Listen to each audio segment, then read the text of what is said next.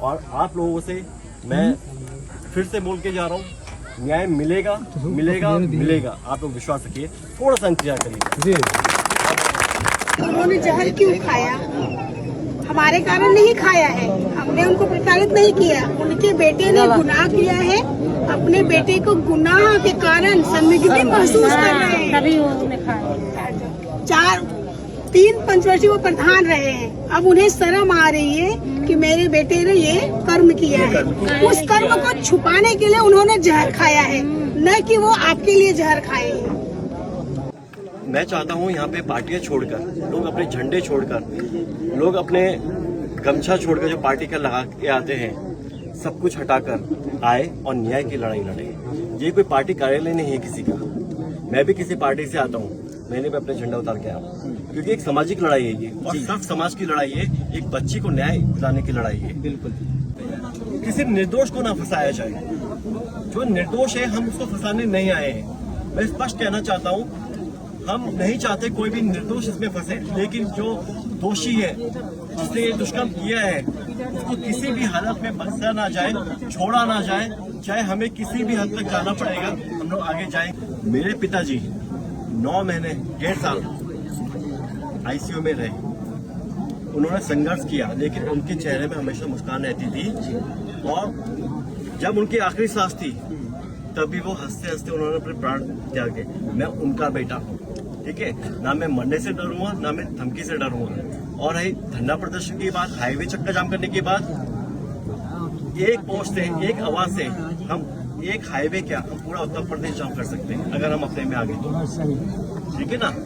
तो मैं नहीं चाहता कि हमारे पूरे प्रदेश में ये वातावरण खराब हो। मैं वातावरण खराब करने यहाँ पे नहीं आया हूँ, मैं आप सभी से निवेदन करने के लिए आया हूँ। मैं फिर से कह रहा हूँ, मैं एक निवेदन करना आया हूँ आप लोगों के बीच में कि हम लोग शांति से इस बच्ची को इंसाफ दिलाएंगे, और कहीं भी रुकावट आएगी तो हम उस बच्ची के लिए खड़े रहेंगे। चाहे कुछ भी हमें, चाहे लाठी खानी हो, चाहे डंडे बरसाने हो, आप लोग कुछ भी करिए, लेकिन हम इस बच्ची को इंसाफ दिलाकर। और विश्वास रखिए सरकार पर और माननीय मुख्यमंत्री जी पर, इंसाफ मिलेगा और हमारी जीत होगी। आप ये सोचिए 8 साल की बच्ची में क्या बीतेगी आने वाले समय में। हम लोग ये भी तो सोचे, हम लोग आते हैं उससे पूछते हैं, अरे एक बार दे दिया, 2 बार दे दिया, 3 बार दे दिया, क्या चाहते हो आप लोग उसके साथ? सब लोग मोबाइल टीवी में सब लोग सुने हैं, सब सुन लिए, मैंने भी सुना है। बार-बार पूछना, क्या पूछूंगा मैं उससे? वही बात है। आप बच्ची का मानसिक संतुलन सोचिए, क्या बीतेगी।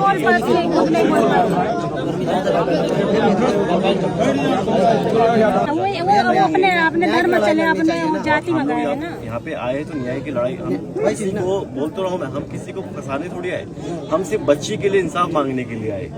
मुझे थोड़ा अपना पर्सनल काम से जाना, फिर मैंने कुछ लोगों से बात करी, सच्चाई को जानने की कोशिश करी, आखिर हो क्या रहा है। देखिए ऐसा नहीं होता कि फटाफट पहुंच के हम लोग हुआ, हमें यही नहीं पता कि हुआ क्या है। पहले देखना भी चाहिए, समझना भी चाहिए कि वाकई में सच्चाई है कहाँ पे और क्या झूठ है। तो मैं सबसे जानकारी लेने के बाद फिर मैंने फैसला किया कि मैं गांव पहुंचूंगा और आप सभी लोगों से मिलूंगा, और जो लड़की पीड़ित है मैं उससे कोई बयान नहीं चाहता। मैं कौन होता हूँ बयान देने वाला? वो बच्ची ऑलरेडी बोल चुकी है, हम सब सुन चुके हैं, तो बार बार इससे क्यों बुलवा रहे हैं? आप बताइए ना मुझे। आपसे अगर मैं 10 बार एक चीज पूछूंगा तो आप भी अपना सर पकड़ के बोल देंगे क्योंकि मुझे नहीं करना। आप लोग सोचिए इस बात को लेकर, उससे भी अगर कोई आके बोलेगा मैं को नहीं चाहिए, मुझे नहीं आए, जाइए आप लोग, आखिर में यही होगा। फिर इस बच्चे के बारे में सोचिए। तो हमें इस बच्ची का हौसला बढ़ाना है। फिर अपने समाज के लोग भी थे, कुछ सोशल मीडिया के माध्यम से अन्य समाज के लोग भी थे, एक दूसरे को गालियां दे रहे।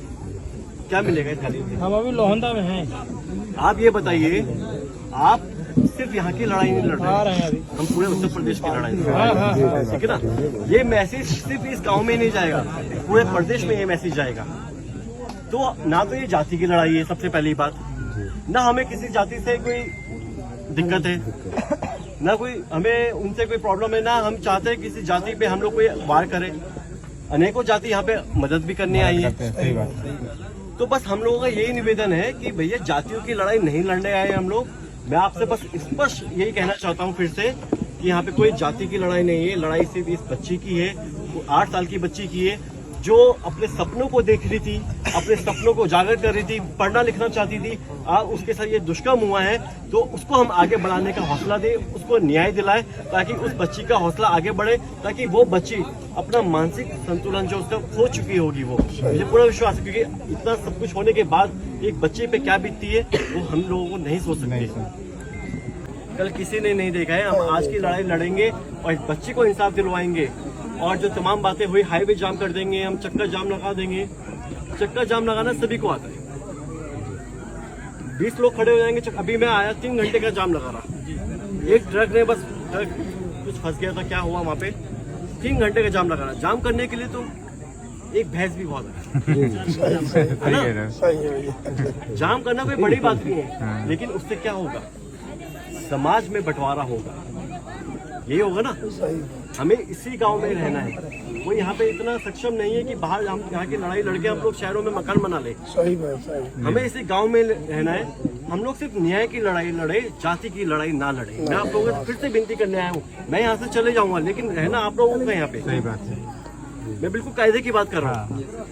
सब आप लोगों को रहना है यहाँ पे, शिक्षा भी करनी है, खेती भी करनी है, आपको रहना भी है, आपको गुजारा भी करना है। तो बस हमारी उस व्यक्ति से लड़ाई है जिसने उस बच्चे के साथ दुष्कर्म किया। किसी समाज से मेरी लड़ाई नहीं है, उस व्यक्ति से लड़ाई है जिस बच्ची के साथ